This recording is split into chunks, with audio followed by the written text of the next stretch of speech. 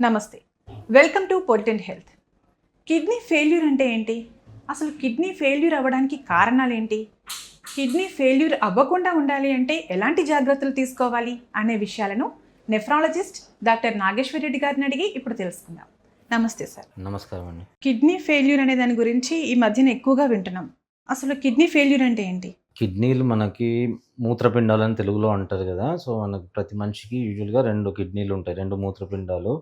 ఇది చేసే పని రక్తాన్ని శుద్ధి చేసి మూత్రంలో మలిన పదార్థాన్ని బయటికి పంపియడం. ఇవి చేసే పనులు. సో, కిడ్నీ ఫెయిల్యూర్ అంటే ఈ 2 కిడ్నీలు తాము చేయాల్సిన పనిని సక్రమంగా చేయలేనప్పుడు కిడ్నీ ఫెయిల్యూర్ అంటారు.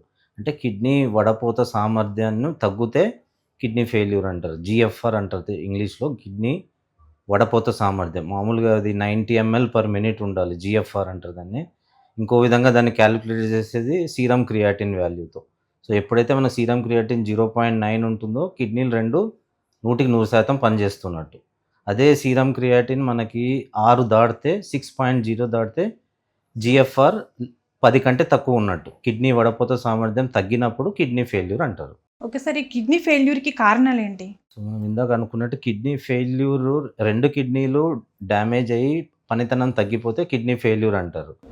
ఈ మధ్య మనం సామాన్యంగా చాలా ఎక్కువ చూస్తున్నాం ఇప్పుడు పేషెంట్లలో కిడ్నీ ఫెయిల్యూర్. దీనికి ముఖ్యమైన కారణాలు షుగర్ సరిగ్గా కంట్రోల్ పెట్టుకోకపోవడం వల్ల, డయాబెటిస్ కంట్రోల్ లేకపోవడం వల్ల, డయాబెటిక్ నెఫ్రోపతితో కిడ్నీలు చెడిపోయే అవకాశాలు ఉంటాయి. Second BP, high BP. BP అనేది సైలెంట్ డిసీజ్. బీపీని కంట్రోల్ పెట్టుకోకపోవడం వల్ల కూడా over a period of 10 years కిడ్నీల పనితనం మీద ఎఫెక్ట్ అయ్యి 2 కిడ్నీలు చెడిపోయే అవకాశాలు ఉంటాయి.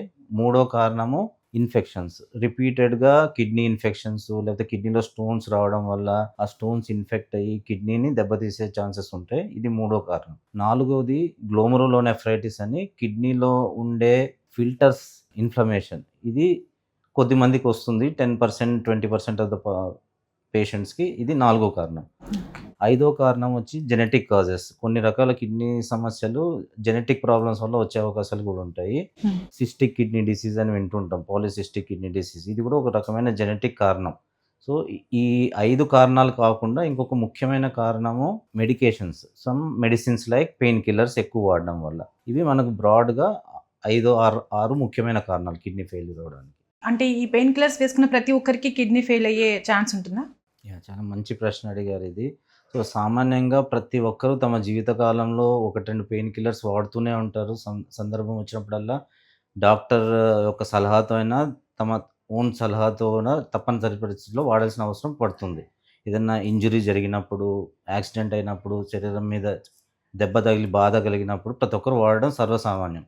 సరే, మరి ఈ పెయిన్ కిల్లర్స్ వాడిన వాళ్ళందరికీ కిడ్నీ ఫెయిల్యూర్ వస్తుందా అంటే రాదు. ఎవరికి కామన్‌గా వస్తుంది కిడ్నీ ఫెయిల్యూర్? పెయిన్ కిల్లర్స్ వాడిన వాళ్ళకి రెగ్యులర్‌గా, అంటే మనకు మోతాదుకు మించి ఏదైనా పెయిన్ వస్తే 5 రోజులు లేదా 4 రోజులు వాడతాం. రోజుకి 1 లేక 2 పెయిన్ కిల్లర్స్ వాడతాం. అట్లా కాకుండా కొద్దిమంది రోజుకు 5, 6 పెయిన్ కిల్లర్స్ వాడి 2, 3 డేస్‌కి కాకోకుండా నెలల తరబడి, వారాల తరబడి వాడుతూ ఉంటారు. వీళ్ళకి కిడ్నీ ఫెయిల్యూర్ వచ్చే అవకాశాలు ఎక్కువ.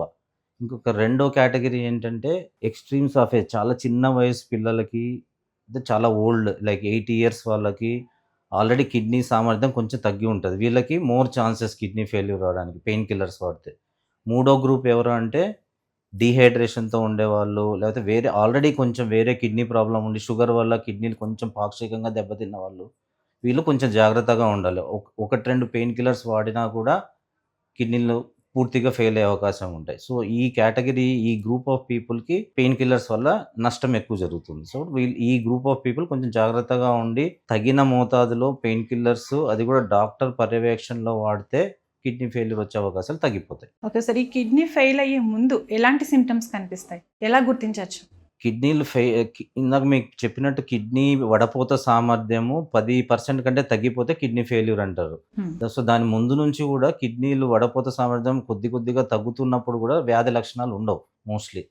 సో, కిడ్నీలు 2 70% డ్యామేజ్ అవుతూనే వ్యాధి లక్షణాలు కనిపిస్తాయి మనకి. సో, ఈ వ్యాధి లక్షణాల్లో కూడా చాలా చిన్న చిన్న వ్యాధి లక్షణాలే ఉంటాయి. అవి కిడ్నీ వల్లే వచ్చినాయని చెప్పడానికి కూడా కష్టం అన్నమాట. సో కాళ్ళ వాపులు రావడము, రక్తహీనత అంటే రక్తం తగ్గిపోవడము, బాగా నీరసం ఉండడము, శరీరం మీద దురద రావడము, లేకపోతే మూత్రంలో అప్పుడప్పుడు బ్లడ్ కనిపించడము, కంటి చుట్టూతో ఉబ్బులు రావడము, నిద్ర తక్కువ పట్టడము, వెంటనే అలసట రావడము, ఇవన్నీ కూడా వ్యాధి లక్షణాలు. ఓన్లీ కిడ్నీ ఫెయిల్యూర్ వల్లే రావు, ఇవి వేరే కారణాల వల్ల కూడా రావచ్చు. బట్ కిడ్నీ ఫెయిల్యూర్లో ఈ చెప్పిన 6 లక్షణాలు కామన్. సో ఈ 6 లక్షణాలు ఉన్న వాళ్ళు కిడ్నీ ఫంక్షన్ ఎట్లా ఉందో తెలుసుకోవడానికి పరీక్షలు చేయించుకొని కిడ్నీ వ్యాధి ఉందో లేదో నిర్ధారణ చేసుకోవచ్చు. కిడ్నీ ఫెయిల్ అయిన తర్వాత ఫస్ట్ వెంటనే డయాలసిస్కి పంపిస్తారా, లేకపోతే ముందు మెడికేషన్ ఏమైనా ఉంటుందా? సో 2 రకాల కిడ్నీ ఫెయిల్యూర్లు ఉన్నాయి.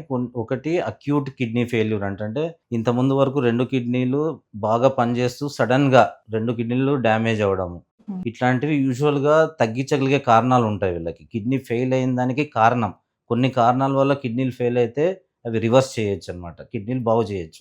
ఆ కారణాలు ఎట్లాంటివి ఏంటివి అనేటివి మనం డాక్టర్ దగ్గరికి వెళ్తే వాళ్ళు పరీక్షలు చేసి ఆ కారణాలు కనుక్కోవడానికి ultrasound scan, urine test, kidney biopsy అని చేసి కారణం నిర్ధారించుకొని తగ్గించగలిగే కారణం ఉంటే ట్రీట్మెంట్లు ఇచ్చి మందులు ఇచ్చి సర్జరీలు చేసిన కిడ్నీని రక్షించడానికి ట్రై చేయొచ్చు.